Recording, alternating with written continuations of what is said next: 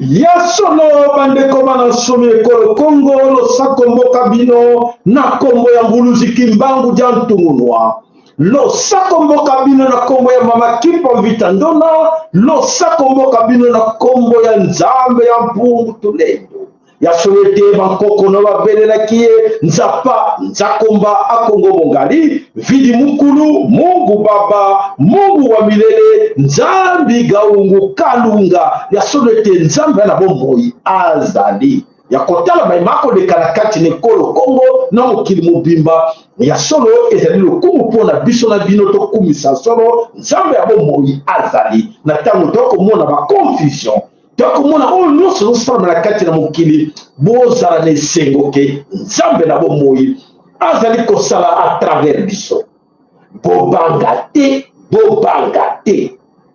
bandeko balobaka te na ntango oza kobundela eloko oyo oyebi valeur nango na ntango oza kobunda na litre moko balobaka noble et juste yebaka motu na yo ke ta victoire pour gagner le corona ezali certaine po ete ezali juste liboso na nzambe bitumbu eza kobunda boteyaka bana na bino po ete bitumbu oza kobunda nango bamosusu bazona na légèreté bamosusu ozomona ngo ke bino mpo bozonde bape tro eumeli te soki koumela eumelaki 8 siècle koumela makambo oyo ozomona to kobunda oyo eumelaki 8 siècle tala nzambe na bomoi tala mayele na mvulusi kimbangu tala bokasi na mama kipa vitandona alongolaki yo na Kongo amemi yo na kati na diaspora amemi yo na Europe na Canada na Australie na Europe na Belgique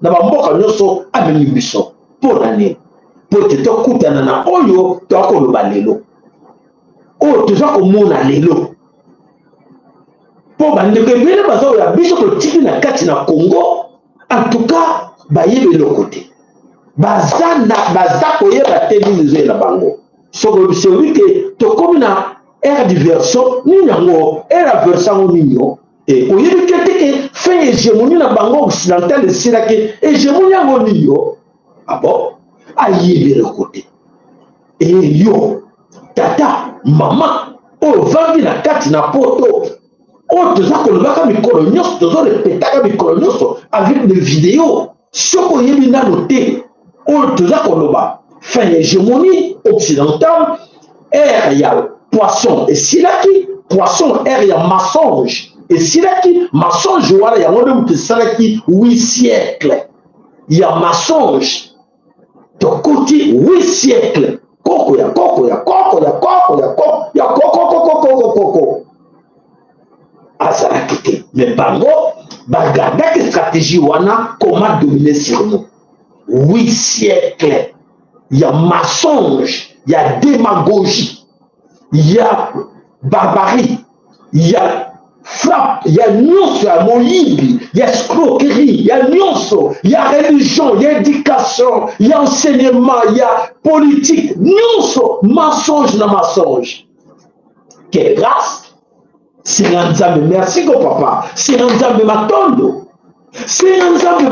ya bosolo sina mvulusi kimbangu matondo sina nzambe mpungu tulendo matondo papa mama lelo na butu lelo ya milia lelo kufuka bande pardon olimisi pardon wana zekila wana za papa na biso bafuka melaka ete kofuka melaka ete fongola miso pelela yeloba nzambe ya mpungu tulendo nzapa nzakomba akongo mogali vidi mukulu Mungu baba Mungu wa milele nzambi gaungu kalunga ya solo matondo pote opase ngai olanda pote okongo pona nini boyoka matondo na nzambe loyo surprise pona nini bovi grâce tovi grâce ya koyeba kopase de époque oyo bato mosusu bankoko na biso bapasaki nango te bankoko na biso batata na biso misusu bazwaki occasion te opportunité te grâce te ya koleka temps ya poisson oyo ya mensonge eke bakokoma na temps ya verseau oyo ya vérité. Quelle chance, quelle grâce. Papa, maman, senga batoto na nzambe oyo vivre yango oyo oza kovivre yango oza komona yango liboso na yo ke ndenge nini eza kosalema ndenge toutaki ndenge nini lokuta na bango esili ndenge nini na verité ekomi kobima ekomi koloba na miso ya bato nyonso. Papa mama senga matondo butu ya lelo na minui ndenge tomesana kosambela na minui pile nzambe matondo kanisa mpe senga matondo mpe na papa sayala ye mutalobeli yo senga matondo nzamba mpungutu lendo po torevele epe ya mwana na yo le grand sacrificateur alobeli biso ke tosenga matondo wana boza reconnaissant ke nzambe oleki biso temps ya période oyo 8 siècle bakoko na biso banyokwamaki me biso toye kosilisa makambo oyo okimbanga alobaki bana na ngai oyo bankoko na ngai bakolonga bakokendela mboka mondele bango nde bato bakozoga po ete tozwaki mpwanza ya solo. Vous avez compris? Bapapa bamama bocomprendre nga soki osali te etali yo senga matondo ovi grâce moko na mokili bato ebele baviva pendant baseke wana bazwaki grâce oyo ozwi te bozwi yango te ozovivre ozomona ngo na légèreté mais eza époque moko ya temps ya makasi oyo topase nga na yo ke tozwi grâce nzamba monti biso bato na lokuta na bango esili fin ya hegemonie na bango esili etokomi na ntango ya solo yo soko ozokonte kaka ke te nga na mesala ya kosambela ndenge balakisaki nga te ndenge basango baya kolakisa nga te ndenge bayaki na babible olakisa ndenge baportike bayelaki biso wana nde bayaki na lokuta lelo verité ebimi bakomi kobimisa ke bato wana bosakana na bango te baza bavrai juif na mokili bango wana banoir nani alingaka koyokisa yango nani alingaka kobimisela yango lelo ekoma koloba monoko bato nyonso elingaki eyobana enoyebana jamais makambo wana. Alors voilà nzambe akomisama na kati surtout na oyo bakobenga tobenga jardin d'Eden jardin ya nzambe kongo mabele ya nzambe oyo akina atya biloko nyonso nulle part na coin moko na même na lidusu moko na monde okokuta baminere oyo nyonso bapesa biso na Congo quelque part que non to comparant na mboka bo te bakokozala nango bamisusu kamwa moi 60% 70% mais bakomi na 80% te lokola ya Congo bakomi na 90% te bakomi na 100% te lokola ya Congo mpo na nini po te mboka wana bosakana nango te mboka oyo Congo papa mama oyo nyonso atrahir akolela akofuta oyo nyonso atrahir ateki Congo mpo na bapapier mpo na tapis rouge malheur na ye malheur na famille na ye malheur na bana na ye malheur na libota na ye malheur na bagénération future na ye malheur na kosa bino te nezokela bango mawa nazokela bana na bango mawa nazokela bakoko na bango mawa ce qu'ils vont vivre pour te batrahisaka mabele n'importe quel mabele te mabele ya kolo Congo mabele wana eza ya nzambe ye moko bayebaki te lelo ya solo ya komona ke basakani na mabele ya kimbangu Congo dantotila mabele ya manakipa vita ndona bakomisi yango terrain na bango batransforme yango na monde na bango culte oyo bakomi kosala batéâtre bacinema oyo nyonso toza komona esengelaki tomona yango esengelaki ke mabe oyo bapapa ya bato ebele basalaki na suki mpo omona bana na bango basali oyo bana ya bana na bango bakofuta yango eza komona deja bondi melangai qui a solo oyo mboka wana ekozala mboka ya biso ekozala mboka ba marabout te mboka ba illuminati te mboka ba franc-maçon te mboka ba magicien te jamais jamais mes chers amis mboka wana eza sacré Congo wana boza komona eza terre sacré oyo nyonso bakoma na mikanda na bango bakoma Congo na bino wana Congo avec K ya solo takolobaki ya solo oyo nyonso boza komona bazali na kati na mabele kolo Congo sont tous au service des princes de ténèbres. Prince de ténèbres azonyokola bango atortire bango mpona papier atortire bango mpona papier bainstrument tala bana Congo ndenge bakomi kotekana tala bana Congo ndenge bakomi kobomana tala bana Congo ndenge bakomi kotrahir mabele kolo Congo mpona mbongo pasi na mawa soki boyebaki. Voilà mes chers amis, tout expliquer bino. Oh, nous sommes comment la démonstration. Il y a ma fétichère, il y a ma marabout, il y a ma nade, il y a modèle. Mais il faut bagater. N'ayez pas peur. N'ayez pas peur. À sonner tant il faut. Et c'est le bon monde à yango.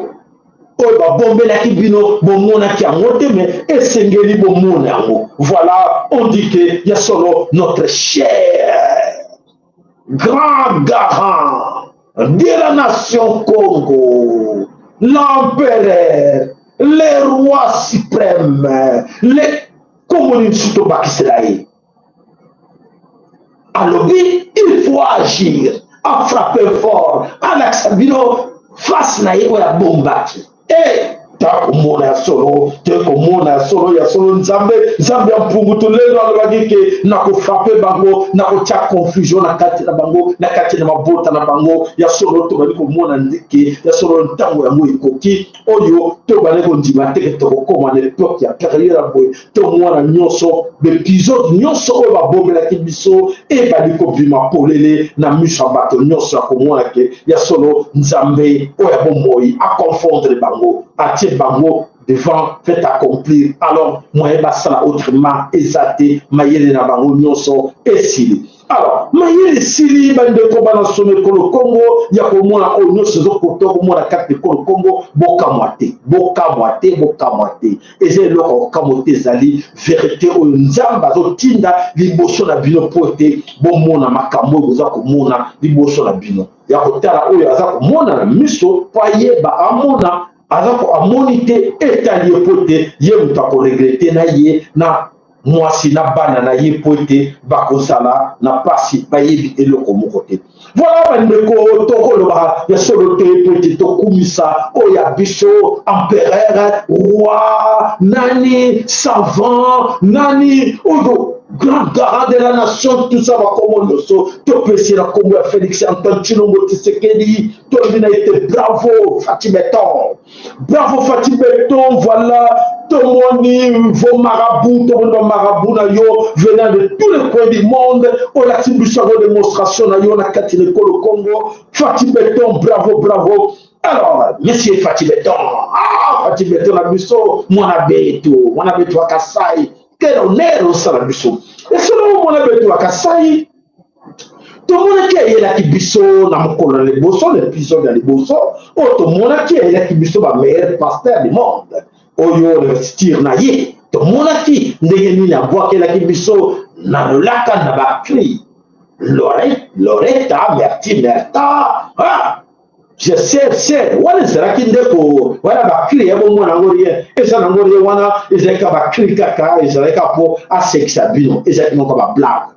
Ezeka ngo lokote, bana mama, bana betu bana Kasai, ezeka ngo ba blague, asala ki ba blague na ye, et puis akeneka na mo prendre ce qui là tete, na mo fati bino te, na ibi na ngate, eka ndeko na eka krimo bo, eka kinga na boa ke la ki bino, Loretta Merta, je sais, bon. Le vacarme, on est là qui épisode à l'émotion. Combien des épisodes qui où il y a des démonstrations, où il y a force de frappe, où il y a tu l'envoyé dans le la carte de Congo, où il y a l'accès biso pena soloke et c'est le biso to la nanjela wana. Oui, faut ça le biso to la nanjela wana to comme ma mère pasteur. Donc il est wapité.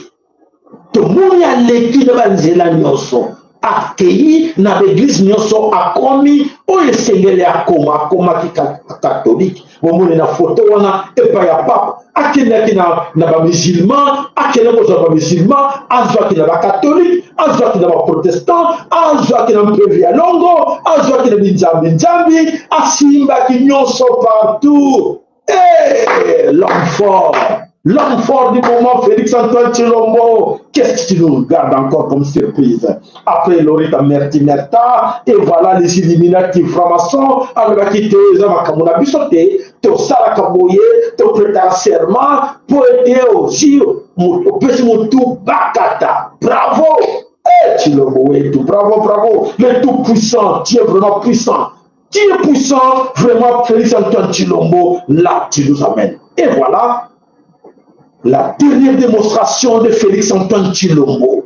Oh, le Seigneur, vraiment, balak la bino, bolake, pote, topé sa honneur na Félix Antoine Tshilombo, la démonstration de force, oh, il y a la mission à Katina Kinshasa. Allez, c'est parti. Nous sommes devant vous, comme vous voyez, ces gens ici. Ce sont des gens qui sont de vrais marabouts, les connaisseurs de la religion islamique, les connaisseurs du tasawwuf, les gens qui ont connu tous les Corans, les hadiths, les fiqh, les tajwid dans leur tête. Tous ces gens que vous voyez là, ce sont comme des professeurs. Et je voudrais que tout le monde regarde ces gens ici, qui prient pour nous, qui prient pour Fatih, qui prient pour notre pays, qui prient pour que les gens changent la donne, pour que les gens connaissent bien là où nous venons, là où nous partons. Tous ces gens ici sont de grands marabouts. Il y a des poules, il y a des Noufé, il y a des Hausa, il y a des Hausa Wafulati, tous ces gens-là sont de grands marabouts, les gens qui prient chaque jour. Quand je leur dis de prier, ils prient. Pour Fatih Béton, pour qu'ils gagnent encore toujours. Pourquoi nous vous demandons, vous tous là, que personne ne dit que Fatih Béton ne va pas gagner. Il va gagner. Tous ces marabouts-là, il y a même des Mororo. Tous les marabouts-là, il y a même des Mororo de Pelle, qui viennent de Niger, qui viennent de Nigeria, qui viennent de tout le monde entier. Merci beaucoup, Inch'Allah. Wassalamu alaikum wa rahmatullahi wa barakatuh.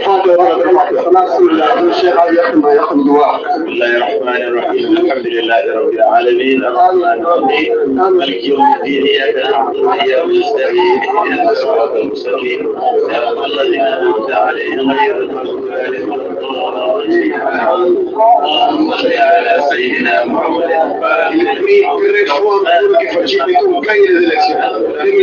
والهادي الى صراط المستقيم وعلى اله وقدره ومقداره العظيم سبحان ربك رب العزه عما يصفون وسلام على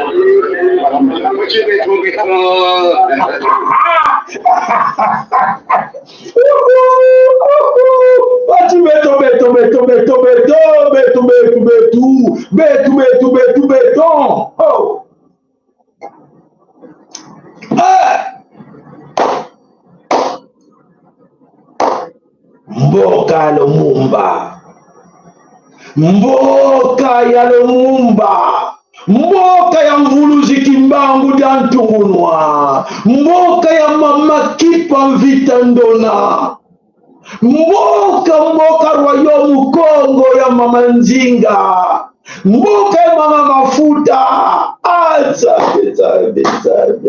Mpungu tulendo alobaki na biso ete mboka na mboka ezalaka na bakonzi na yango. Mboka na mboka ezalaka na bakonzi na yango.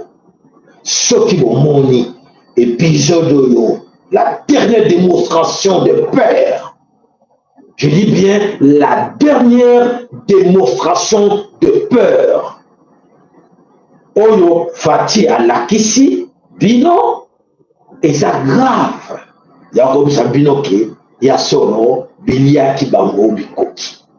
Mais biso topesi bango bravo, topesi Tshilombo bravo, topesi Tshilombo bravo po ete alomelaki biso na kadima alobi bazali bato ya kimbangiste, balobaki bazalaki bato kimbangiste oyo bakendeki na nkamba te. watangre makolungulu na nkamba te oyo akendaki koloba te ya solo mwana na bino kadima eputi mbangista lobi mwana na biso yeyo yele totie na tete ya seni ye wana te bongo tosuki wapi o tokomi wapi na bamarabu o oyo bawuti na bamboka misusu o betabu Kimbangu, mboka Kimbangu, mboka mama kipa mvita ndona, mboka Kimbangu moto sakana na yango, mboka Kimbangu moto sakana na yango, abe wi moto sakana na yango, awe, car ezalaki réaction ya Nzambe ezalaki ko traîner, si correction ya Nzambe ezo traîner sauter. Voilà, bandeko ya solo te ezali ya pasi, ça fait vraiment très mal de regarder ce genre d'image. Oyo eleki na miso na bato nyonso, oyo bamoniki ya solo, Congo ya Dotila, Congo ya Volusi Kimbangu ya Ntongonoa. Est-ce que bakombo wana, eza bakombo moko eza ka basino tozo to fabriquer bakombo ango tote. Bande qu'on a été marché dans comme mot de l'autre tokele dans la France, tokele dans la Belgique, l'Allemagne, to juge kaka, voilà les John, alias Bill, alias, c'est comme ça non? Ah ben oui, moi je pense ça. Nzambe, est-ce que vous avez des conseillers ou pas? Vous en avez conseillé ou pas? Bossa de la Kimbangu démonstration ya boye. Matondo longonya lo sakomboka bino ya solote na tango za komona ndenge wana tokoloba mingi te poete ya solote ntango il faut ne singeli que chacun de vous, chacun de biso à vivre amona oyo nyonso ta komona na maboko na biso poete ba ba ko ndimate ke tokokoma na époque ya boye tokomona makama boye boso na biso esengeli be bana na biso ba yeba ba mona yango poete ba yeba mokili yango ya Nzambe eza kokende wapi Batoro, basbelaki toloke barokumba mabele kolo Congo, eza mboka n'importe quel mboka te, mais c'est mboka ya Kimbangu, croyez-moi, ya Kimbangu. Alors voilà bandeko, tokotala kaka ndenge nini makambo ekoya na liboso na biso pona koyeba oyo nyonso eza koleka soki eza nango kaka tomesana biso kaka kosala bacomédie ou nini tokotala. Allez. À l'accord de coalition CACH-FCC, considéré comme la raison principale à la base du blocage actuel. Je vais vous étonner par le regret, c'est la fin de la coalition FCC-CACH. C'est un regret parce que je m'étais vraiment investi là-dedans. Vous savez,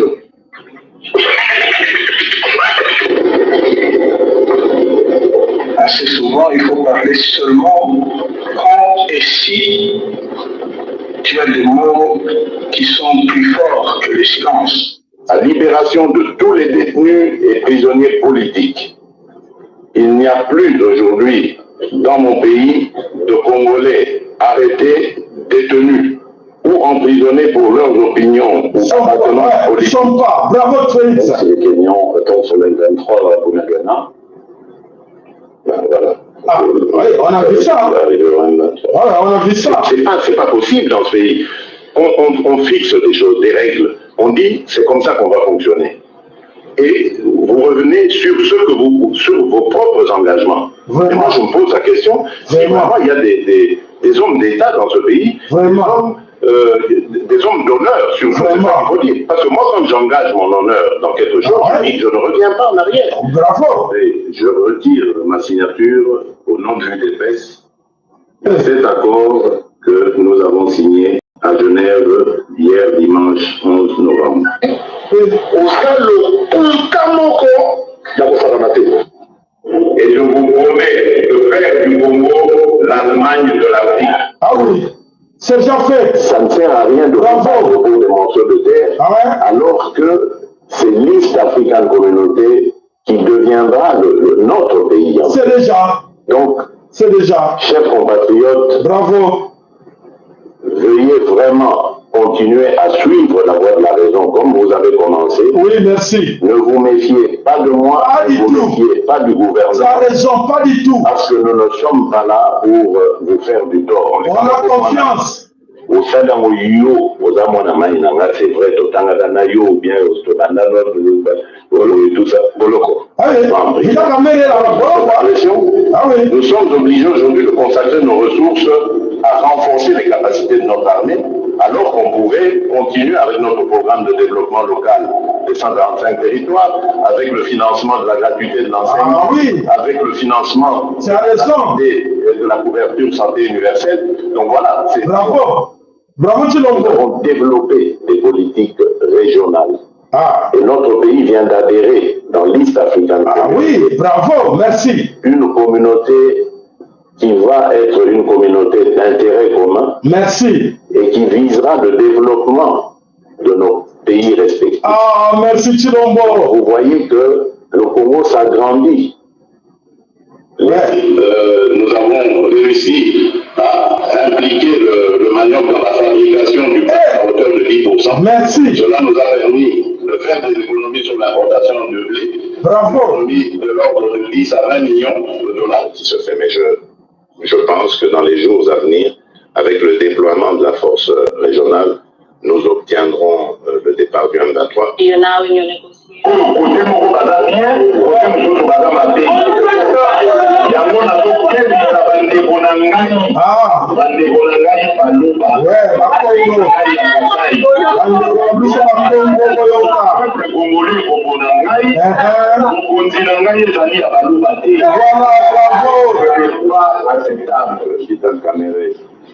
Et non seulement quelqu'un de sérieux, de correct, mais en plus quelqu'un dont la République a besoin.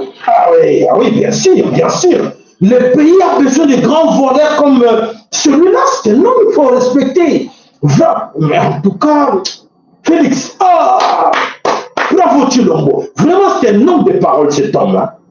C'est un homme de parole. Regarde, tout ce qu'il a promis, et c'est fait. Il a tout réalisé. L'homme qu'il fallait à la place qu'il faut. Alors, mes chers amis, vous cherchez quoi? Vous voulez quoi, vous autres? Hein?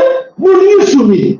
Qu'est-ce que ça la mission nous soumis? Parce qu'il a tout fait. L'Allemagne de l'Afrique, mais bandeko, bon, que dans tout temps, nous, l'Allemagne d'Afrique, oyo atako mona autoroute na ba ville ndenge nini Félix Antoine Tshilombo asali exploit ya solo mwana mobali esengeli tokumisa ye to chepe na place na ya kokumisa ka solo esengeli to pese respect po ete noso oyo asali biso tokenda totala nanu banzela totala eloko nini eza koleka na Kinshasa totala banzela. Bravo Tshilombo.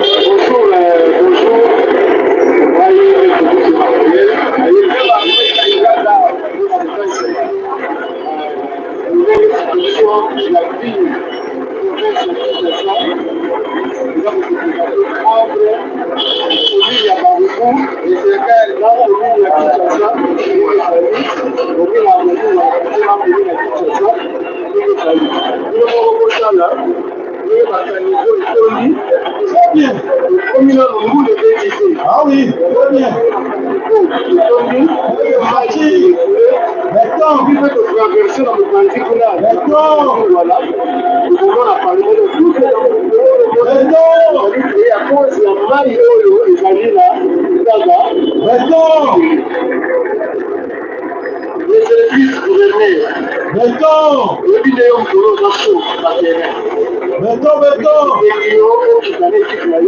C'est le moment avant qu'on vous les inondation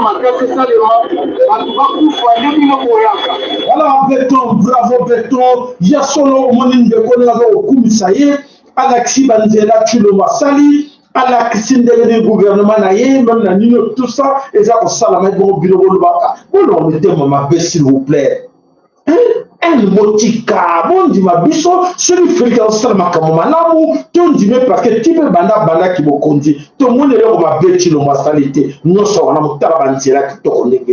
Voilà, ngai franchement, il faut te commissaire. Votre commissaire, regarde l'Allemagne d'Afrique. Bravo. Bonjour. On va te saluer toujours sur Hillary. Je pense que la fois dernière, j'avais filmé côté à rond-point. Mais on a le bout là de bandité. Regardez, les caniveaux sont bouchés. Bout là de bandité. Oh, Bernard. Bout là de béquité. Tout est bouché. Regardez vous-même. Je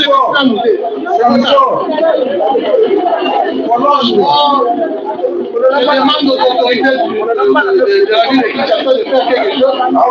Nous sommes à côté de Kamfou là, tout juste là où il est. Voilà, Cologne, Allemagne, Berlin, voilà, c'est une fierté. Vraiment, bravo Félix. Bravo Monabetu, bravo pour l'exploit. Bravo Félix Antoine Chilombo. Bravo Chilombo. Non. C'est bon.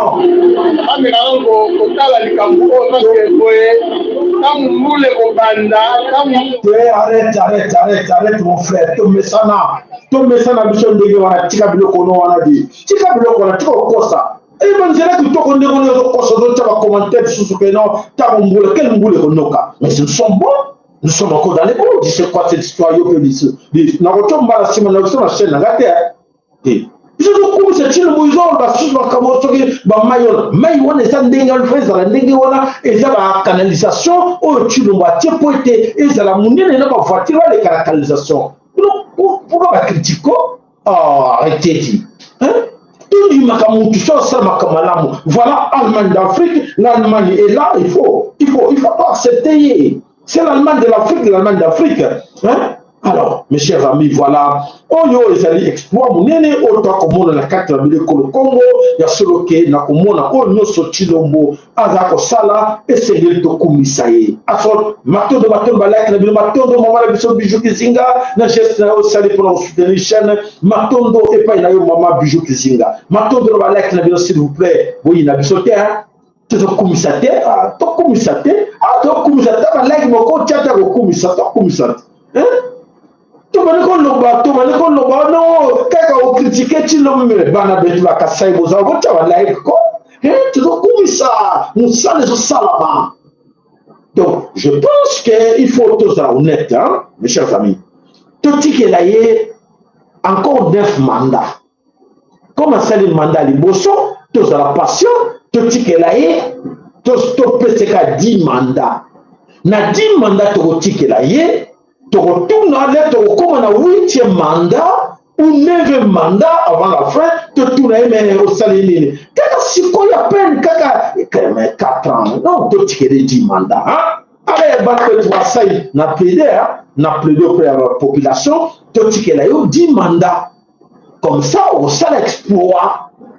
On s'en exploit, ma casse, il a 10 mandats. Mais un mandat, 4 ans, 4 ans, on s'en a 4 ans. Na 4 ans de Salamakate et Boaka, 10 na 30 ans, 40 ans, 50 ans, là, 10 mandats, beaucoup de monde Moussala au Chilombo, à cause de la Bisson à Congo. Ton dit ma solo que Chilombo a kanisa bien pour ça, à commander qui me l'aurait belé. À commander qui n'est pas si n'est que qu'on soit. À cause de l'avion, à cause de la tracteur, à cause de la bus, à cause de la nyonso. Congolais moko na moko zana voiture na ye. Policier moko na moko zana voiture na ye a singa kake ozela bino. Bobonola la sulu nzarate na Congo. Alobi ke ya solo oyo babengi délestage et kozala société a confirmé ngo na 7e mandat délestage de la société. Kupira kure ozalate mai eau potable mujima bana beto mujimai kuna déjà bozela parce que todo kisa bino ba to tiela bino courant to tiela bino mai to tia nyonso mai ya potopoto bokenda komela wana bokomela ko sute bana na bino ne bavimaki mabumba kovima sute malnutrition kozala sute na assure bino parce que tosololaki na Tshilombo a garantir bino ke azoya kosalela bino yango nyonso. Alors voilà, merci Tshilombo, merci mon abbé, Bakasai, merci Namusara Boza Kosala Malamu, Yasorobo Baza Kozo Mbongo Kuna, c'est normal, hein? Mais, bah, Vital Kamere, bravo Kamere, continue toujours. Tu t'as aidé ou non Kamere, non? On t'a aidé, tu es maintenant à l'économie, ah, mais c'est bon Kamere, profitez-en. À l'économie, tu peux avec tes frères. Avec nos frères là, nos frères tout rwandais, profitons avec nos frères tout rwandais. L'économie, nous sommes tous, nous sommes tous bien. Hein? Tout petit bango, ministère économique, tout petit bango ministère, il y a recherche scientifique, tout petit bango ministère, il y a infrastructure, tout petit bango ministère, il y a tourisme, mais tout ça bien. Ce sont nos frères, qu'est-ce que vous voulez encore? À la présidence, nous avons notre meilleure dame. Notre meilleure dame, Denise Nyankero. Nyankero, bravo. Continuez. L'armée, c'est à toi, non? Denise Nyankero, on t'a donné ça. L'armée, comment on appelle encore la force républicaine, là. Mais Nyankero, courage. Allah Sabamo, la dame de fer, Margaret Thatcher, la dame de fer. Salama evre na yo la dame de fer. Alors, ce qui m'a bali, alors salama mansobe la pongi, yo moi si sur la mouki avant, salama tâche ou un soir, hein, Denise Nyankero. On a confiance, on a encore besoin de toi. Faire effort pour essayer de sauver, non, pas de sauver parce que tout va bien. Tout va bien, Denise Nyankero, continuez. Voilà mes chers amis, tous on a plaisir dans le Sengo Makasi, Yakomona, Komambo, Kanabiso, et Yakobonga. Alors pourquoi pas Tokumisa, Baïbaza Kobongisa, Mbo Kanabiso. Alors, essayez la biso, Tokumisa, Bango, Poité, Yasoro, Bazosala, Basala, quelque chose à bien, Nakatina, Bazosala, quelque chose à bien, Nakatina, Kolo. Alors, quand on a ma pété, Tonga, pour critiquer. Tondima, Moussaïso Sarma Malam. Hein? Merci. On a promis une section de pouvoir, on a promis moins émerveillé. Toi, à l'est, où la sécurité est très menacée, mais maintenant, même cette population est complètement déçue parce qu'il n'y a pas de changement avant ou après sans cité, il n'y a pas de changement à l'est du pays. Donc, encore une fois, ça montre les capacités du gouvernement. On a promis une section de pouvoir, on a promis moins émerveillé, surtout à l'est, où la sécurité est très menacée. Mais maintenant, même cette population est complètement déçue parce qu'il n'y a pas de changement avant ou après sans cité, il n'y a pas de changement à l'est du pays. Donc, encore une fois, ça montre les capacités du gouvernement. On a promis une section de pouvoir. Voilà, merci, on a promis, voilà, tu sais qu'il dit, non, mais tu sais qu'il a promis. Et alors, on voit que Félix aussi a promis. Et c'est le temps de Félix n'est pas encore arrivé. Hein. On a, avant, il faut le comprendre. C'était quand il était encore un peu fou, là, il critiquait les autres là. Ben voilà, il ne faut pas compter tout ce qu'il a dit là. Donc, on attend quand Félix viendra au pouvoir, ou lui-même quand il va revenir au pouvoir, et là, il va réaliser ce que les autres n'ont pas fait. Hein? Vous comprendre hier? Voilà, il y a solo te comprendre hier. Amelek à moi l'ongouila, te comprendre hier. Voilà, comme vous comprendre que maintenant il faut que Bissomoko, Toluka, Negenene, Tokoki, ko sala quelque chose pour na mboka wana parce qu'il y a solo Félix a sala exploit na ye, c'est le peu Bissonoso, Tokumisa yeke, voilà, azoko sala makamundenge sengeli asala pote mboka etongama. Alors, botika oyo yanini boyebote. Mesdames et messieurs, quand vous lisez ce contrat-là, vous êtes congolais, vous sortez les larmes aux yeux. Comment est-ce que vous voulez dire quoi par l'honorable? Qu'est-ce que tu peux y comprendre? De la mafia. Mafia. Du début, laissez-moi y aller. Je vais vous remettre la parole. Aussi longtemps que nous sommes dans l'état de droit, que vous êtes en train de défendre? Je suis en train de vous dire de la mafia. Qu'est-ce que tu peux avoir le comprendre? Nous avons été gérés par le Belge, il n'a pas fait ça. Oumout n'a pas fait ça. Kabila Mouze, Kabila Jeune, personne n'a fait ça. Quel est le contrat? Le contrat dit ceci que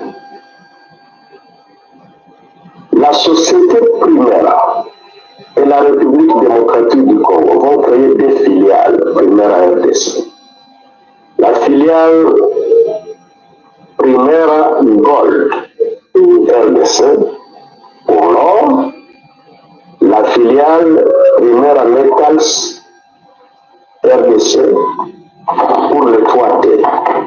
Le 3T, ça suppose le wolframite, le coltan, la cassiterite et tous les autres minéraux dérivés de ce 3.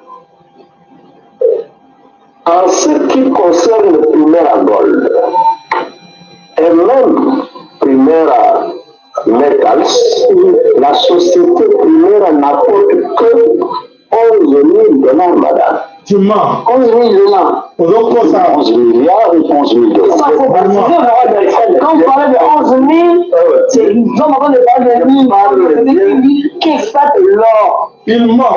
11 000 $, madame. Non, faut pas dire ça. Il ne faut pas dire ça. 11 000 $. Le capital social de la société primaire à Gold, c'est 20 000 $. Le capital social de la société primaire Metals, c'est 20 000 $. Hey. Je vous ai reçu dans mon salon. Le capital de la société primaire à Gold ne peut pas acheter mon salon. Je parle bien de 20 000 $. Et dans les 20 000, pourquoi je parlais de 11, la RDC apporte 9. Hey. 9 000. 9 000. La première Gold, mais nous avons créé un nombre. Eh, Banabetwe. Banabetwe. Banabetwe. Bonville, voilà. Voilà ton venu. Ah ben oui, ben oui. Mais oui, mais oui, mais oui. Mais à ça là, tu t'es qu'à voir les raquettes, à ton mécanisme, voilà, mécanité, tu t'es encore temps, hein? Encore non? Tu t'es encore temps? Hein? Avec plusieurs contrats. Ok, merci. On vous donne le vert, ça va. Tu t'es encore l'occasion. Allez, tu le mot, encore d'autres contrats.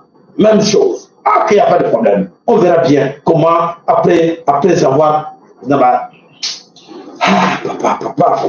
Papa. Wow. C'est bien, allez, bravo Chilombo. Bravo Chilombo, avec des contrats pareils, bravo Chilombo, tout le monde. Et le protocole, le là où sauter pour aider. Toboy, Batoba, le baquet, le bela qui Chilombo, Mapé, to Sareko, Mapé, et c'est guère to Kumisa Chilombo, Namaso, Azali Kosala. Allez, toquez.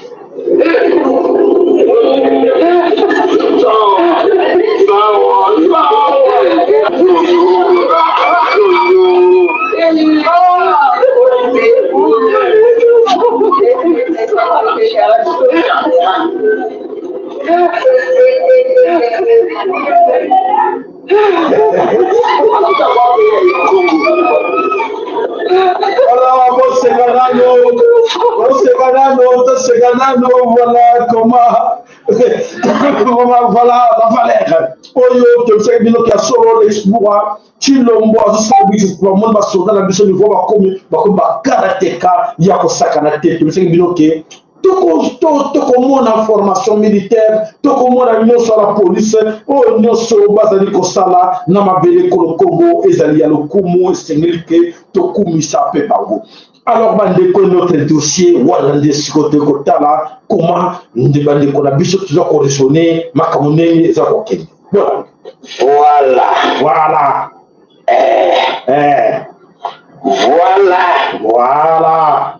Bato bazalaka bilobela Tshisekedi abomi partout, Tshisekedi à l'hôtel, Tshisekedi na CPI. Lisez avec moi là-bas. Le gouverneur récemment arrêté. viens de dire la vérité. C'était Katumbi alias Soriano qui m'avait remis une enveloppe de 40 millions pour massacrer la population de Goma en train de jeter les draps sur Félix Tshisekedi.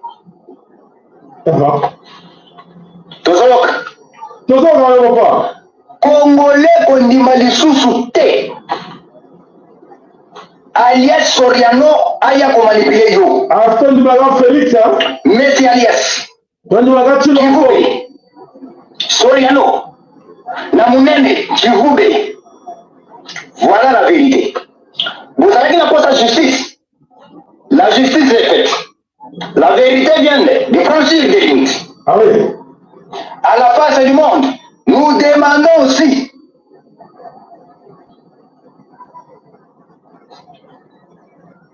la Cour suprême va se saisir. Là, c'est le gouverneur Oyape Sabiso va preuve tangible et à causerie. Oui, Katumbi. Oui. Katumbi doit être arrêté. Oui, déjà il est arrêté. C'est moi qui annonce ça à l'immédiat. Oui, à l'immédiat. Katumbi doit être arrêté. Oui. Vérité Bimi, massacre à Kuna. Toloba ke ba étranger. Toke na Goma, toluki matanga na Goma tomoni yango te. Ya bato bakufeli tomoni yango te. Quelques Congolais bakufaki. Lelo vérité Bimi, sor mabwa ke pana ni pa Tshisekedi. On nini konyokola mwana mutu boye. Ah, mes chers amis, où allons-nous? Voilà, tout ça est bravo. Il faut que comme ça va reporter, bazo résoudre bien. On se pose des questions. Hein, mon frère, moi avec tout. Yo, bien. Qui a mis ces gouverneurs militaires na Katina Goma au nom de Constant Ndima? Constant Ndima Azali militaire. On a décrété que l'état de siège na Katina Goma c'est qui? On a prolongé l'état de siège plusieurs fois na Katina Goma c'est qui? On a maintenir, pour entretenir, pour faire. Il a décrété l'état de siège. Il a décrété l'état de siège. Et il a amené les militaires de la communauté Est-Africa là-dedans. Il a amené la MONUSCO était déjà là-bas, il a traité la MONUSCO est là-dedans. Mais dans l'autre temps, le M23 sont toujours là dans Bunagana. Bravo Chilombo. Ah oui. Mais mes chers amis, tout le monde a mis tout le monde a tout le monde a est-ce qu'il y a de vendre là-bas? Tout le monde a ce qui constant, Ndima a accepté la corruption de soi-disant 40 millions au maître d'un étranger qui s'appelle Tondimi Bino, Nakomoya Moïse Soriano. Cet homme, Constant Ndima, c'est un Congolais, non? C'est un fils du pays, non? C'est un proche, il était aussi à l'MLC, il y a Jean-Pierre Bemba, non? Il a laissé là combien de temps? Nakatina Goma, parce qu'il avait confiance en lui. L'armée est aux mains de qui? Elle m'a beaucoup dit, garant il y a armée, il y a une institution. C'est lui, non? On n'a pas vu le matanga Nakatina Goma, mais le matanga Outaki Nakatina Kigali, Bata Bakufa qui va avoir Rwandais. Ces gens se moquent de qui? Tout se prête, tout le drame beaucoup. Ces gens se moquent de qui? Matanga va Congolais va faire un moquet. Il y a un Sénégal. Émission à Boyer continuer. Émission pour encourager ma Zoba. Émission c'est pour encourager ma Zoba. Bakokoma Mayele. Émission la biso ko pesa Mayele na Bazoba. On va comprendre dans le Tebokoeba. Bakokoma Mayele. Pour la table bakomona qui a solo et bazokomisa biso. Tout ça les lignes bakomisa biso na nini. Tout ça les gens t'étais trop komisa bino. Et c'était l'exploit. Tokoum savait pas Paulo. Mais oui, il a raison. Félix n'est pour rien. Et qui a mis cet homme là-bas? Qui a mis cet homme là-bas? Qui a décrété l'état de siège là-bas? Et puis tout ce temps, l'état de siège, ça allait produire quoi? Si vous avez Moutomayele, Moutomayele, Oyo, Ache wana wumisi pota salaba crime wana andine corruption 40 millions pour bomba ba Congolais to bomba ba Rwandais to Moutomayele oyo nde achaki ye na pouvoir wana ache wana pote na moment wana et faciliter avec facilitateur pour faciliter ba beau frère na biso to ndimbe ba wa ba beau frère na biso te ba beau frère na biso ba ko vanda na Bunagana ba ko vanda na kati na Rutshuru ba ko vanda na ba konus na kati na Kongo ba no buma bande ko na ba mbwa na biso ba ko buma ba mbwa na biso ba insecte na biso ba bilulu na biso o ba bomé da batute o ba so bomona goma na Kivu à gauche à droite te ba za batute wana to lui bosana raison ce sont des bilulu aussi. Ce sont des insectes aussi. Oh, Félix a raison. Félix a raison parce qu'il a décrété l'état de siège. Félix a raison parce qu'il a laissé cet homme-là, Nakombo Constant, Dima, Nakatina, Nokoma, avant longtemps. Félix a raison d'amener la force Est-Africa. Félix a raison de garder Est-Africa là. Et dans l'entretemps, M23 est là-dedans. Et Félix a raison parce qu'il a dit, vous allez voir. La force kenyenne arrive, hein? Vous allez voir ce que les M23 vont vivre là, Bokomona binomoko, et puis Bamoni en Opébo. Bamoni, Félix a raison. Allah ici, Tomoni. Banabetu. Voilà, aujourd'hui, oui, c'est Moïse Katumbi qui est le commanditaire qui a corrompu 30 millions à Constantima pour tuer les Congolais. C'est absurde, franchement. C'est absurde, mes chers amis. Est-ce que tu dois comprendre, tu dois what, tu dois comprendre. Donc, tout ce qui est du mal avant, et c'est là qu'il n'y a pas de commanditaire dans le côté.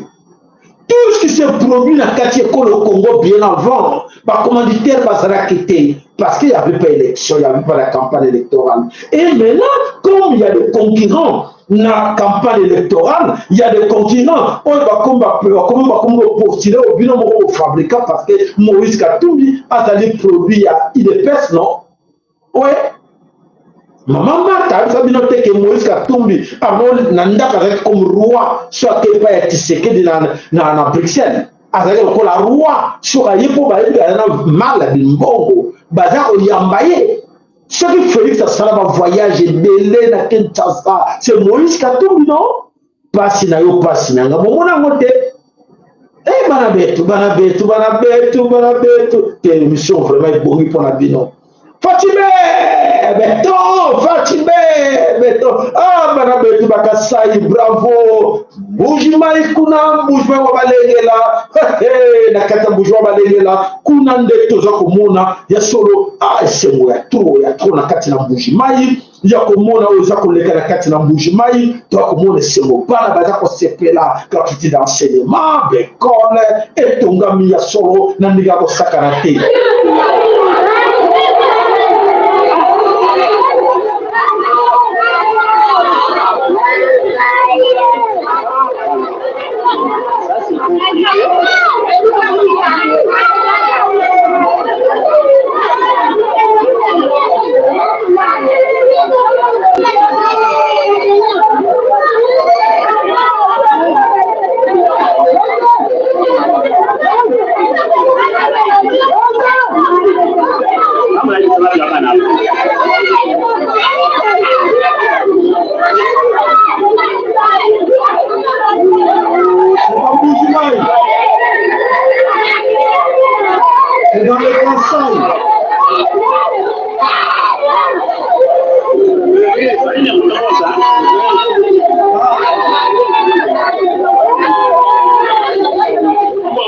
Voilà, bazon no monokoni ni bana oyo.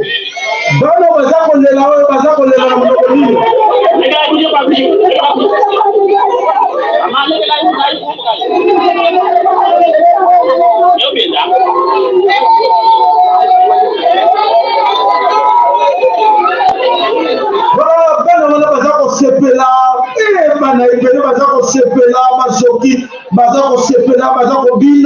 Voilà, Jusser, Bamir, ya école, école, bango, école, la mandala, l'école, pour le la bilote, bazo sera d'école, t'es à sera d'école, t'es à la barre, t'es à la barre,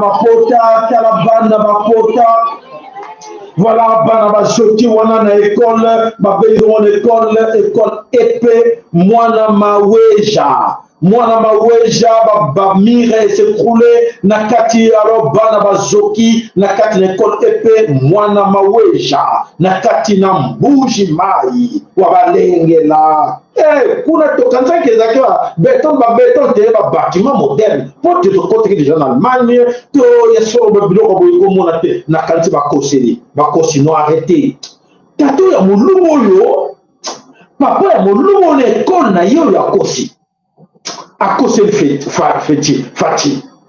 Tato mulumo ya keba, bolu kelanga numéro na ye, to kombenge to kebisa ye. Comment ko ça va image à boy?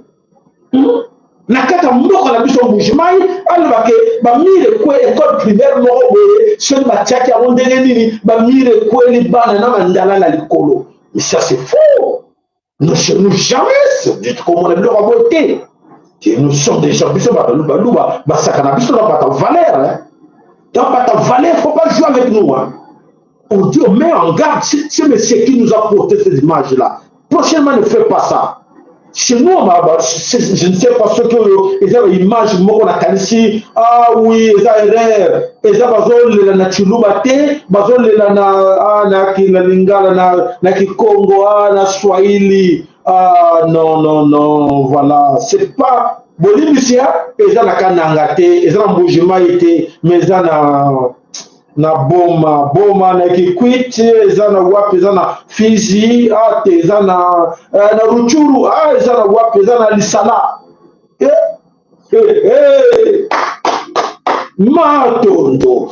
Voilà, on a kanisi pour comprendre les papa peut conserver matondo paina yo na geste sali matondo papa peut conserver balak na bino to komina tango ngesinger to kumisa bandeko na biso bakasai bana betu bakasai matondo na bino vous avez fait un bon choix oyo monde la kosa ki albakete soki botie kasai na kati na pouvoir na kati de Congo et pour simbate pour bazaba tribal nzoka c'est faux. C'est faux. Il a menti. Regarde-moi. Tous ces gens-là, ils ont menti. Voulouskimba a menti. Arrêtez de nous citer le nom de Voulouskimba. Arrêtez de nous parler de marabout. Si vous pouvez lever la biso à marabout, vous levez la biso à mertimerta, et vous avez des valeurs na biso. M'appeler à mertimerta, m'appeler à yanani à marabout. Mabele ba marabout, mabele ba franc-maçon, mabele ba Illuminati, mabele ba PD, mabele Voilà mes chers amis, les amis, pas si namawa yakomona la situation où ils ont connecté la biso la carte Kolo Congo, il y a beaucoup de gens parmi biso bazana non ko rêver, baza ko rêver. Ya wolo to ye peut-être komisa to accompagner bango, to telesira to suka. Et si on trouve sur biso na bango, la nini to accompagner bango pour te to la bango, baza ba to valeur pour te seguir la biso non surtout dit ma Fatibé ton. Voilà, mais béton, béton. Ah ouais, c'est pas ton problème parce que c'est dans une autre province, hein. Tu comprends, yo. Chose là qui n'a pas la biso mbujimai. Et nous peut ça biso encore kanda comme ça na mbujimai te, bana ngo bazo de la soki na munoko nini, te lo kanan bana ngo bazo de la soki na munoko nini. Hein?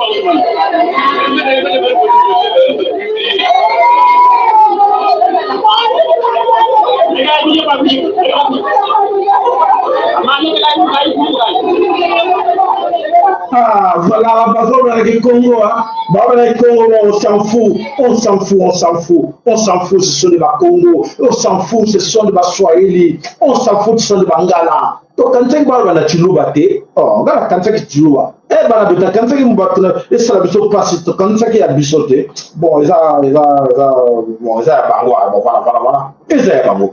Alors, les commandes sur le Congo, sur le Tewana, autant que mon sur les autres, ça la passe, la Katina Mukili, Tokei, Wapi Tokei, na maïman sur les akoleka, na 4 coins à Mboka, Tokei, na Katina Mboka, Nord Kivu. Na Katina Mboka, Nord Kivu, il y a sur le Té, bateau, il y a le Biki, Bakufaki, ce qui combien. Oyo bazana bango ba Congolais mais ba kuna na kati na Nord Kivu bande ko baza kuna kati na Nord Kivu ba tombo ki balobi te baboyi ba ke ko enterrer bato wana oyo ba kufaki pote gouvernement oyo baza kuna ba sanguinaire na kati na Nord Kivu te gouvernement ba juste en fait sont des gens honnêtes ba ki ba kuta bango avec honneur nyonso alobi ke oui. Bakele kuna bango avec honneur nyonso mais bana besoin famille mon côté mon amour et le bateke balela ndeko na ye balingi te baboyi balobi toki de kunda bango na ndenge na biso l'état fait décision na kati na Nord Kivu akele kunda bato na ndenge na ye moto moko a participé te moto moko akele te na kati ya enterrement oyo balobi ke famille et voilà ce qui s'est passé na kati na bo.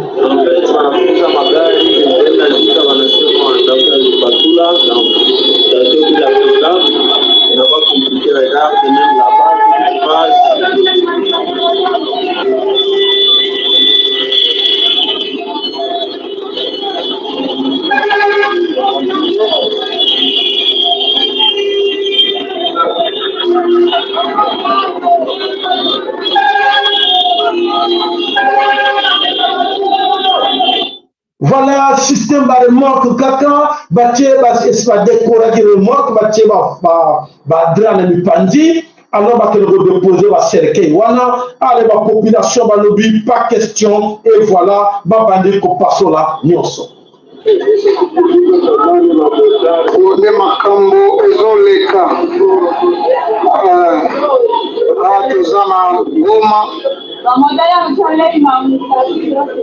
population eboyi bato bakende kokunda parce que comment ça fait-il que bato bako na bango take bafamille na bango eza te nde population na Goma baboyi et plus fort dans la voix du peuple. Voilà. Alors, je vais vous expliquer qu'est-ce qui se passe là-bas. Alors, pour la nuit, Baboyi va participer pour dire aux gens que, écoutez, tout le monde, les images sont là, que Batoyo, Bazaba Congolais, ils n'ont pas de famille ici, on les a pris en charge, voilà que le coup d'abord pour la couper dans ma belle Congo. Pour les Congolais, voilà, vous avez acquis Chilombo, où les gens a talo ko ne mo ga lobi ke ba pona ba kufi ba matanga ezate na kati na Goma be ba kolo famille ba zo dinga ba ke ko ta ba ke ko participer dans l'enterrement de kona bango l'état lui beaucoup participer voilà ba bras de fer entre la population na gouvernement na mo mo na ba do ko déchirer ba véhicule ba mort pendant nous sting ba de korango alors pour la kanda ba population non to ko linga pete bon ko na bande ko na biso sans biso moko to sala wana voilà la situation oyo ezakoleka na kati na mboka Goma pour l'instant voilà bande ko balancer ko le Congo tokoloba tozakoloba mikolo nyonso ya solo botala susu eloko moto tieli bino bokamwa te image oyo moto azali kolia fufu na nini na banki alobi te bisengo eleki mingi bisengo na bisengo tika kaka tolia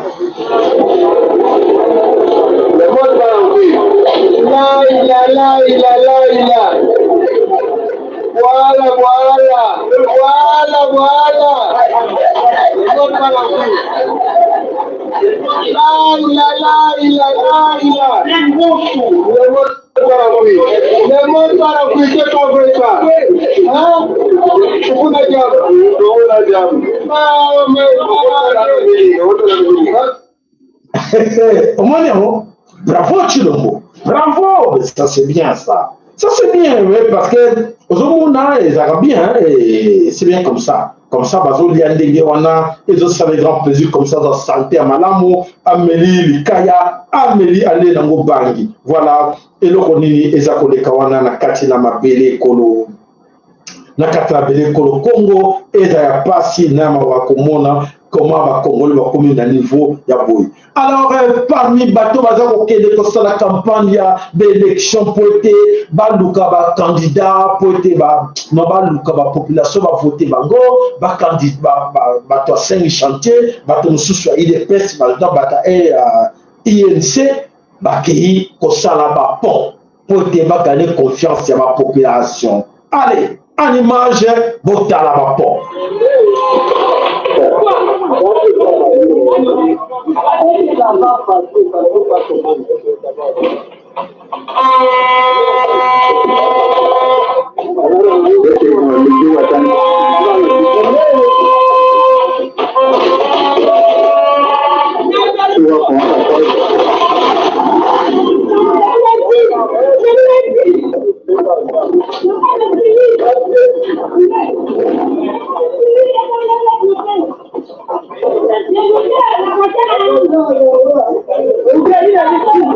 Voilà l'état démissionnaire, l'état zaté, voilà les individus.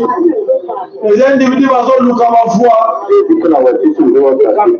Voilà les individus vont nous voir. Et voilà, Tala, Likambo, Pont, Oyo, Bango Basali Kuna, Soli, Pasi, Pemawa, Yakomona, cette situation, Oyo, Ezakoleka, Nakatina, Mabere, Kolo Congo, Ezali, Pasi, Mingi. Alors, bandeko bana somme Kolo Congo, toke wapi na kati na Burundi, balobeke coup d'état moko sengelaki, et ça va na kati na Burundi, et zalaki raté, il y a une touti oyo, alibaki kuna na kati na kati na Burundi, touti wana, alingaki asala oyo Evariste coup d'état, nzokate, il fallait esalama, elingako zali sengo mingi, ceux basalaki Evariste coup d'état, pour être Evariste sengelpe, afuta bana monnaie de singe, oyo yé azali kosala. Voilà la dame en question. Cette dame que vous voyez là, azali naba boutique, naba salon de coiffure à Kinshasa. Cette dame que vous voyez, c'est une hirondelle touti rwandaise. À Kinshasa, elle est présente. Elle est présente au Kivu. Elle est présente dans Katina Rwanda. Elle est présente partout. Cette dame, c'est cette dame qui fait, qui voulait faire un coup d'état dans Katina avec son équipe. Oyo Azaki chargé, il y a aussi un coup d'état dans Katina Bujumbura. Il fallait les calmer. Ça a fait un grand plaisir parce que il faut subir parce que là, à l'équipe trop, Evariste, manigance, Nini, Asali, Oyo, Poete, Sara, Azaki, en confiance, Mini, avec des tout Rwandais, ce qui va salir le coup d'état, c'est un grand plaisir pour tous les Bantous. Là, je vous assure, il faut, et ça, un grand plaisir parce que là, Evariste, à sali confiance mingi na batuti voilà et si ka meni le biso le loba soda ya Est Africa ba comme na katina na katina Uvira na katina Sud Kivu c'est Evariste il finira par payer il va pleurer Evariste a ko pleurer un jour voilà la situation oyo ezako de kawana na katina Bujumbura, voilà coup d'état et c'est là qui rate. Mais je suis sûr que Soukanango et Kozala Bakore Syrie pour être Buzoba Oyazo Kosala et Sengeli Afuta Yango. Alors, on sommet pour le Congo, voilà la situation, la carte d'information, la biso, njoka titoke sous na mboka Gabon. Na mboka Gabon, njoka bato, nyoso bato tiraka biso, na Afrique, wana bakonjo mingi baza na pouvoir, na kati na Afrique, njoka te ezali, mafia moko mnene, ba mesana koto tire, ba africain, parce que africain, ba moko, baza na connaissance ya eloko moko te. Njoka, ba eko kanga ba véhicule ebele, na kati na ankro ya oyo ya moto beleli ozaki Ali Bongo bande Ali Bongo bakandi bango na ba véhicule epele. Alors c'était la découverte de plus et un scandale de tout. À travers ces images amateurs, 144 véhicules retrouvés à Lenakeri, filmés par un gendarme, qui ont fait sociaux. Ces images ont scandalisé même les morts, provoqué les ragagnagnas chez les influenceurs du Gabon. L'image à distance peut laisser croire que c'est un convoi des Nations Unies en allant distribuer le riz gratuit dans un village habitant. Et comme on le dit ici avec l'accent gabonais, franchement, c'est désolant. Que faisait-il avec autant de véhicules? La société civile gabonaise est depuis la découverte de ces véhicules à son 7e ABC. Quand elle sait que certains directeurs d'administration au Gabon prennent toujours les cargos à la gare routière pour se rendre au travail. C'est avec joie que nous apprenons que ces véhicules ont été saisis. À ce stade, ce n'est plus la gabegie financière, c'est désormais l'hémorragie outrancière au Gabon. C'est scandaleux. Voilà, c'est scandaleux. Voilà, mes chers amis, ce qui se passe dans le pays africain, c'est la situation est incroyable.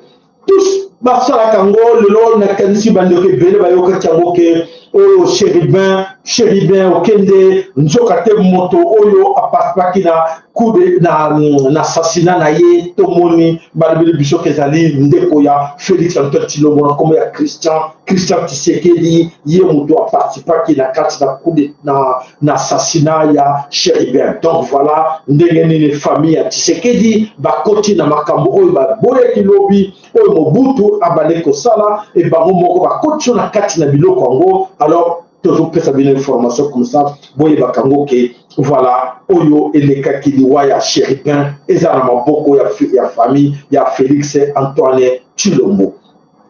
Voilà, tous les qui toke wapi toke na Katina Mboka Brazzaville.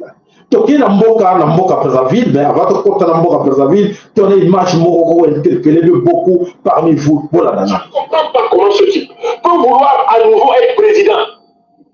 Rêve d'être à nouveau président de la République démocratique du Congo alors qu'il a échoué sur le dossier principal pour lequel le peuple congolais attend que sa classe politique montre sa capacité, la paix, la sécurité du territoire congolais. Or, quelqu'un qui a échoué et qui sait que tous les jours il échoue sur le dossier principal, comment Tshisekedi rêve-t-il et persiste-t-il à vouloir être président?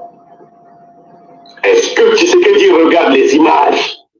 Est-ce que Tshisekedi reçoit les renseignements généraux du Congo, le compte rendu de ce qui est fait du peuple congolais? Et j'ai toujours dit ça, tant que je n'aurai pas réglé ce problème de sécurité, pour moi, je n'aurai pas réussi mon mandat de président. Vous devez démissionner et laisser d'autres essayer. Je recommence l'idée très simple qu'il faut dire à Tshisekedi. Monsieur Tshisekedi, vous n'êtes pas capable de donner au peuple congolais la paix et la sécurité. Vous n'avez pas été capable de leur montrer que vous en êtes capable. Mais dans ces conditions-là, vous ne pouvez pas gouverner le Congo. Vous ne pouvez pas gouverner le Congo. Là, c'est pas moi. J'ai toujours dit ça. Tant que je n'aurai pas réglé ce problème de sécurité, pour moi, je n'aurais pas réussi mon mandat de président de la République. Quand vous regardez Tshisekedi, est-ce qu'il peut passer une nuit dans un camp militaire? Kagame que vous voyez là dort encore dans les camps militaires. Museveni que vous voyez là, a plus de 70 ans passés, 75 ans et plus, il dort encore dans les camps militaires. Est-ce que Tshisekedi peut passer 3 jours d'affilée en brousse? Est-ce qu'il peut accompagner l'armée congolaise? En face, ils ont des chefs. Voilà, monsieur, s'il te plaît. Moi, je pense que vous condamnez Tshisekedi pour rien. Tshisekedi, ce n'est pas son problème. Tshisekedi s'occupe d'autres choses. Tshisekedi, il a encore beaucoup de chapeauté. C'est-à-dire que nous avons encore beaucoup de musique chez nous. Nous avons encore beaucoup de choses qu'on doit faire encore. Pourquoi vous voulez toujours la sécurité? Est-ce qu'on vous a dit que nous avons besoin de la sécurité chez nous? Est-ce qu'on vous a dit ça? Pourquoi vous vous mêlez de nos histoires? Hein? Nous sommes en paix là-bas, ça va chez nous, on danse encore, laissez-nous danser s'il vous plaît. Hein, monsieur? Laissez-nous danser, vous les Ouest-Africains, laissez-nous danser, on a encore le temps. Dans les églises, on a besoin encore de gens chez nous pour prier. On prie encore, laissez-nous le temps de prier et de danser. Hein? Laissez-nous encore le temps. La sécurité viendra faire au 9e, 10e mandat. Au 9e, 10e mandat, là, nous allons nous occuper de vos histoires-là que vous nous demandez de faire. Est-ce que les Congolais me demandent ça? Monsieur, est-ce que les Congolais me demandent ce que vous nous demandez là? Il faut être honnête quand même, parce que les Congolais ne demandent pas ça. Ils n'ont pas besoin de ça. Ils sont en sécurité. Ça fait déjà plus de 60 ans, nous sommes là avec la MONUSCO.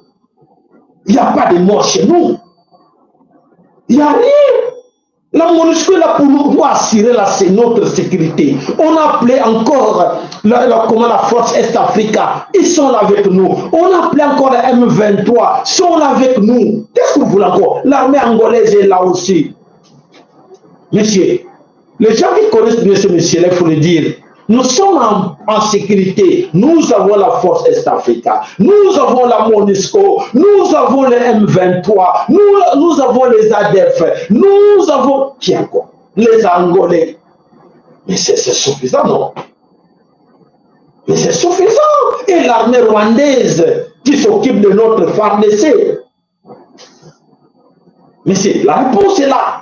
Alors, monsieur, essayez de voir, écoutez, ma réponse est bien claire que nous avons tout. Nous avons plusieurs. Écoutez, monsieur. Chez nous, il y a 7 dans 1. Imaginez-vous, quand vous regardez le produit, on met 2 dans 1.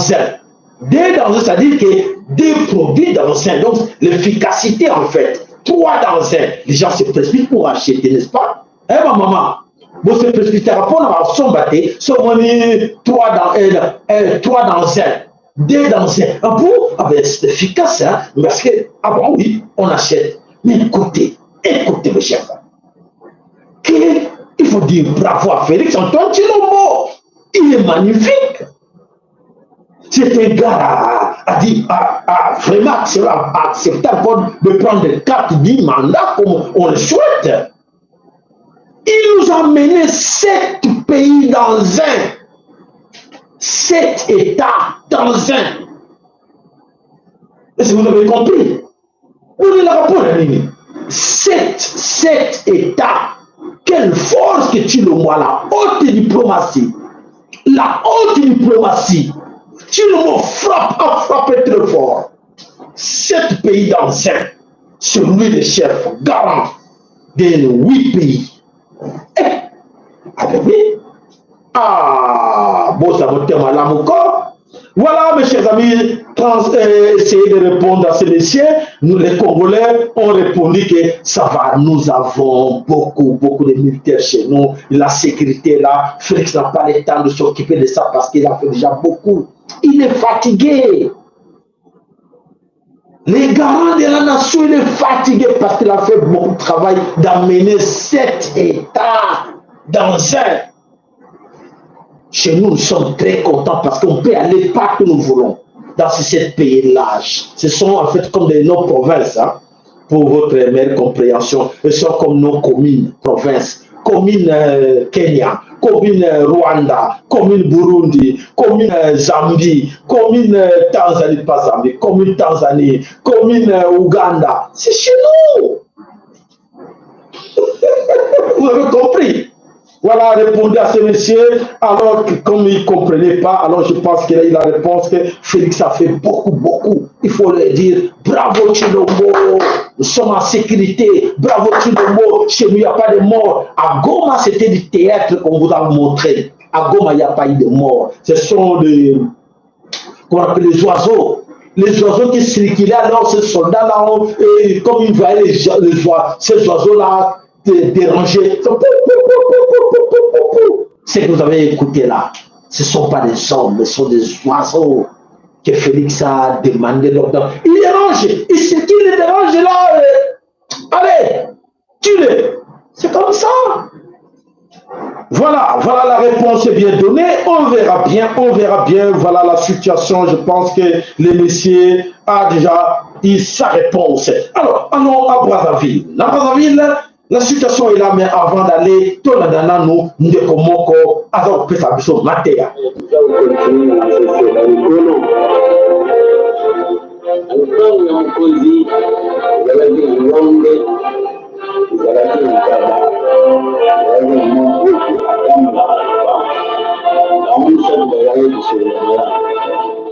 siku mwana mkonzi asala kashasi na yeye kula lakini sasa kashasi kwa Yusufu huku akiitala na nzela tambula sori atala bati mtambo oi kana rabatu amuri mtambo wana aita mpai ya ngenda ni wanfe aliye mpai ya kama kuna shehe Bolanda amuri mtambo kuna bati kuna amuri za danger mtambo ni kuna danger kuna est-ce que vous pouvez nous donner ani kombo ya nebo endi mtambo tele kuna danger kuna ngai ego mande yo loko tukaba ide mo kubatiza danger kuna ngai atiki ya loi atempa ya ngombe amuta kala na nzira na tambula kuna batie mutambo na moni eza danger kuna bisoni ngombe sisa lobe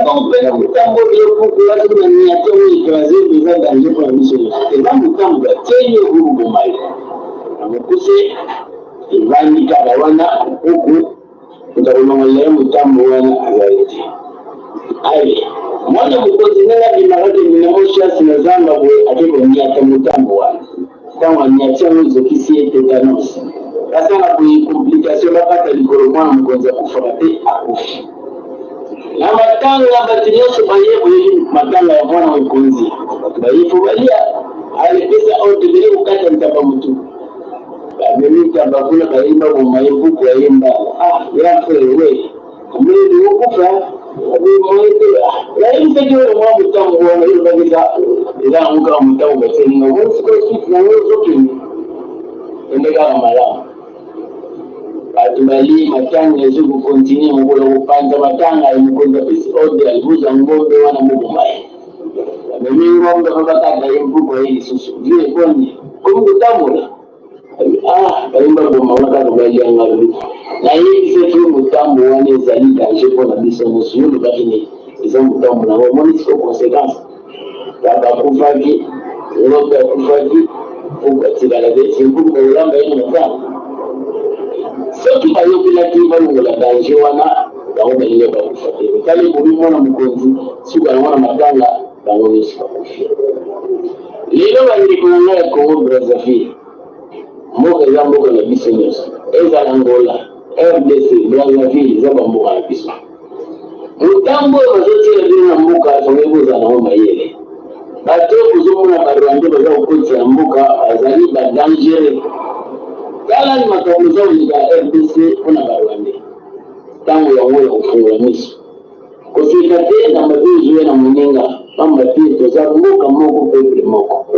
soki mutambo ufuwela unesite batwana bakoti bavandi lobi bakokomprendre ezalaki piège tozala mayele tofungula miso tosi tomoni mpasi mingi tolingi bamboka na biso evanda kimia tolingi soki tomona lobi na lekongo makili ekomiko kotanga bato baza basanguinaire bokeba na mutambo oyo baza kotia bino bato oyo bazoya kosala belevage oyo bazoya kosala bilala bokeba ndeko na ngai kongo Brazzaville akwala nyonso yaki bakwala betu kufunga miso bato mayele baza mingi bomona mosika na kokota ya barwande na mboka tolinga te bamboka na biso ezalaka na pasi malamu bamboka na biso ezala kimia soki likongo eza malamu RDC eza malamu bangolo eza malamu eza bonere na biso nyonso alongi ngai ayebisi bino kaka yango wana bofunga miso botala mutambo wana bayango eyokela bino ntango ya kolongola yango yango oyo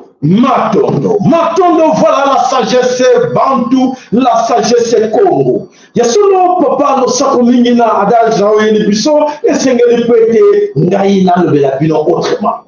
Likambo la adage oyo ya oyo ya ntaba, ya mpuku, ya ngombe.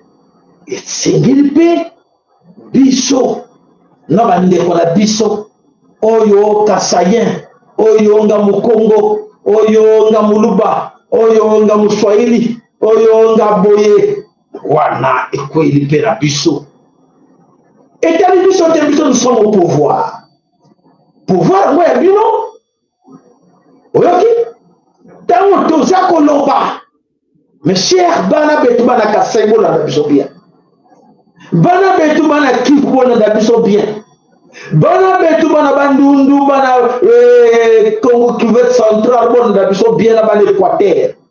Tango biso tuzako bele lawa bate bele amakamana bino wana bo continue kango kaka makama wana ngakutu ah bon omoni mpuku zako na mpuku akeko lobela ngombe na bite eza pona ngate wana donc ngampuku ngayo mpuku na ndimi na za mpuku metango nazo ka alerte bino bangombe bino bantaba nazo ka alerte bino ngampuku bona bite makamwana papa sala makamwana bino wana lobi okomona yondo kokwene libulu wana adajo epesi biso ete ya biso nyonso epesa biso nyonso conseil pona kolobake napata Brazzaville napata Angola napata Kinshasa kelelo moto moko aza épargné na makambo ya batuti te batuti tala na kati ekolo Congo batuti bakoteli biso bo baza na gouvernement bi biso tala biso bien tolia biso bien na bango bon bino bozoloba nini tala nango bino biso tala biso bien ngao na voiture na nga naza bien mwana na yo lobi akokwena libulu lokola ndenge ngombe akoyaki ndenge ntaba akoyaki ntango toza koloba lelo bozodima biso te etali bino te. Je pense que vous avez bien compris. Était à biso nyonso, était à Congo Brazzaville, était à Angola, était à Congo Kinshasa, était à P4 quoi ya Congo Mobimba na 4 otolobaka mu Congo Mungala Muluba Muswahili. Était à biso nyonso te bake makamoto ko bundelo. Nous sommes tous concernés dans le baron mikolo nyonso. Personne sera épargné na kati makambo le koyi surtout tiki yango. Heureusement que nous avons voulu que nous avons tournoi avec la biso maman qui peut faire na banko na biso au finga qui bazo bunde la biso ni tete bango na kalisi na bo biso na bo mbongo tolinga na o bozwi otolobake ngana za ngombe uswali ngana za ngombe on est allé gâter makana bino na manger mon argent ngombe mbongo te force te ngombe mbongo oye pe moi classe moyenne nani ntaba pa lobi la biso babi papa sala makamono wana moi je ne suis pas là dedans oza trop petit nganaza likolo na suka bokomona bino nde bato ya likolo nde bokwena motambo wana bokantisaki bozalaki épargné boza épargné te matondo za bapambola bino na compréhension na oyo nyonso ezali wana. Alors tokei na kati na Congo Brazzaville na lombango po ete tango oyo takobeta mbela tango eza su mingi te bolanda mbeta ngena suke bonjour papa aujourd'hui je t'informer de quelque chose nous sommes ici donc j'ai de très mauvaises nouvelles très mauvaises nouvelles ça me fait très mal j'ai même des mauvaises. Je suis vraiment abalayé, donc j'ai les larmes aux yeux à cause de ce que je viens d'apprendre. C'est une très mauvaise nouvelle.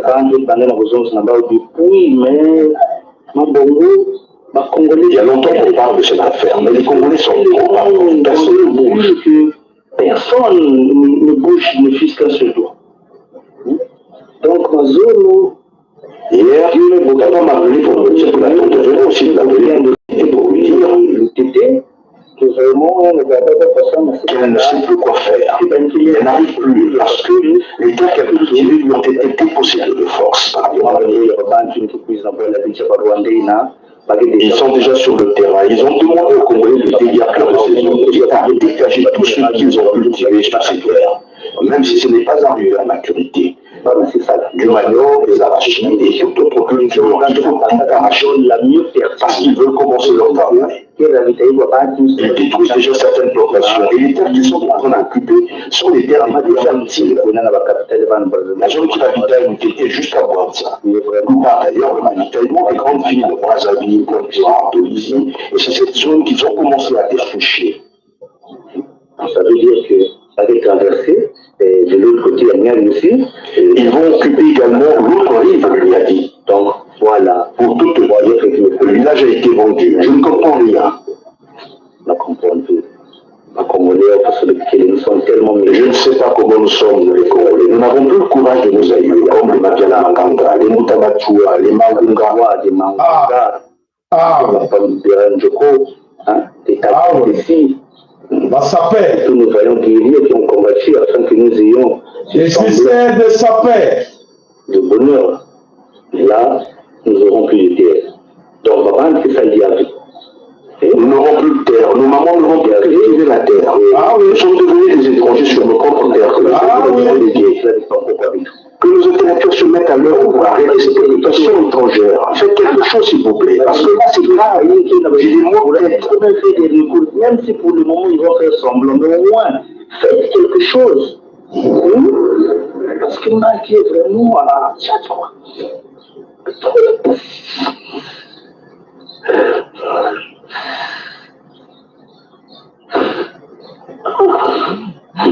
Ah, voilà.